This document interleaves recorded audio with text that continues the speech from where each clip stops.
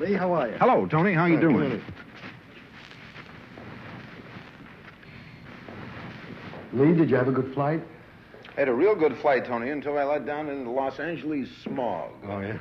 Christina, I'd like you to meet Lee Bailey. This is my wife, Christina. How are you? Father. Christina, this is one of the biggest and most beautiful houses anywhere. Do you find it a chore to manage a house this large? No, not at all. Who did the decorations? I didn't. I like to decorate. I think it's part of being a housewife. Yes, I guess it is. You know, you used to be a pretty famous actress in your own right, and now you're a housewife. Do you mind the transition? No, not at all, because when I stopped being an actress, it was exactly what I needed, and I've learned so many things now that I could have never have learned as an actress. And there's so many things to compensate for it, too, because although you're not sort of widely appreciated, I've learned to sort of do simple things like cooking and decorating and flower arranging and painting and having children, which is lovely. Christina, would you excuse us for a few minutes? Sure. See you later. Come along, Lee. I started collecting paintings a long time ago because I find it an extension of myself. There's a young American painter named John Levy who lives in Paris who paints there. This is what you call a hard-edged painting.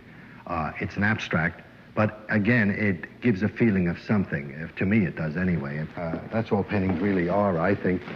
Some people can paint realistically, others don't. Which leads me to a very famous painter, George Braque. Now, Braque's paintings, this is somewhat of an abstract, but you can define the objects in it, a skull, a glass, a piece of wood. We were talking before of paintings for painting's sake and or investments. I bought this painting because it was a good investment and a beautiful painting. But what I didn't know when I bought it was that there was a painting on the other side, and after I had cleaned it off the back, or I didn't, a restorer did, we found this rather exquisite painting. You mean when you bought the original Braque, you had no idea that this was on the back? No. How was it covered? Well, it was painted over, and I had noticed some little scratchings on the back, and this art dealer who helped me find it, Richard Feigen, sent it to a restorer, and they found the painting underneath. Well, you obviously have not only a good understanding, but an intense interest in painting. Yes. Do you paint yourself, Tony? Yeah, yes, I do. I used to paint a lot. I don't anymore now. Lee, what I make are these boxes. They're kind of extensions of paintings. They're really a combination of objects that are unrelated and almost tell a story. Here's a box I made of Christina.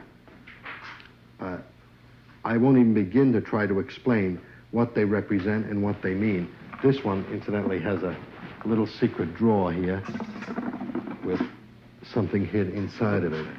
I like them very much. I was stimulated into doing these boxes by an American box maker called Joseph Cornell, who is truly a remarkable genius in terms of the assemblages and putting them together.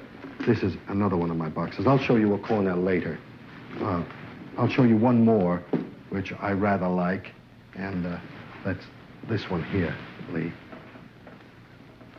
So you see, I use any kind of objects and anything that I can lay my hands on. So if you've got a box of stuff you're not using at your house, just send it to me and I'll put it in a box. You'll make a picture box out of it? Sure I will. Where do you make these things, Tony? I have a studio down below, and if you've got a minute, I'll take you on the road and show you where. We'll be hitting the road with Tony Curtis in just one moment.